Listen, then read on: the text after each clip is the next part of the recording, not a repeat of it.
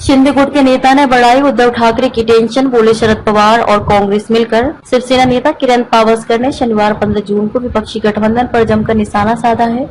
उन्होंने कहा कि महाविकास अघाड़ी एमवीए के सहयोगियों की रुचि केवल सत्ता में है। उनमें से हर एक के पास मुख्यमंत्री पद के लिए 2 से 3 दावेदार हैं। एमवीए नेताओं द्वारा आयोजित प्रेस कॉन्फ्रेंस पर पलटवार करते हुए पावस्कर ने मुस्लिम वोटों का संदर्भ देते हुए लोकसभा चुनाव में उनकी सफलता का श्रेय एम फैक्टर को दिया। उन्होंने कहा कि एमवीए के सहयोगी दल शिवसेना, यूबीटी, कांग्रेस और राकांपा एसपी और इसका श्रेय लेने की होड़ में है। पावस्कर ने कहा कि हर पार्टी में शीर्ष पद के लिए 2-3 दावेदार है। इससे पता चलता है कि एमवीए दलों का लोगों की चिंताओं से नहीं बल्कि सत्ता से लगाव है। उन्होंने प्रेस कॉन्फ्रेंस में कांग्रेस की महाराष्ट्र इकाई के प्रमुख नाना पटोले की अनुपस्थिति को लेकर भी एमवीए पर कटाक्ष किया। जानिए चुनावी आंकड़े।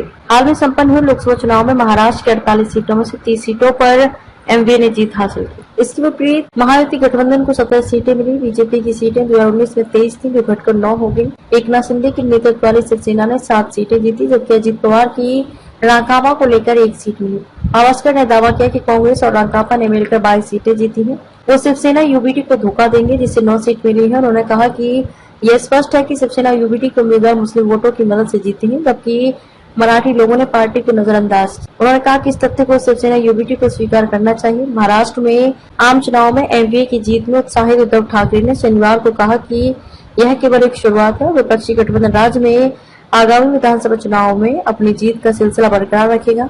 बीजेपी ने किया कटाक्ष। जबकि नागपुर में बीजेपी की महाराष्ट्र इकाई के प्रमुख चंद्रशेखर बावनकुले ने कहा कि लोकसभा चुनाव में एमवीए और सत्तारूढ़ गठबंधन के बीच वोटों का अंतर महज 0.3% था। उन्होंने भरोसा जताया कि विधानसभा चुनाव में लोग बीजेपी और उसके सहयोगी दलों को वोट देंगे, क्योंकि वो जानते हैं कि एमवीए को सत्ता देने से नरेंद्र मोदी सरकार द्वारा राज्य में चलाई जा रही कल्याणकारी परियोजनाएं रुक जाएंगी। एमवीए के प्रेस कॉन्फ्रेंस के बारे में उन्होंने कहा कि विपक्षी खेमे में बहुत से नेता मुख्यमंत्री पद के लिए होड़ में हैं।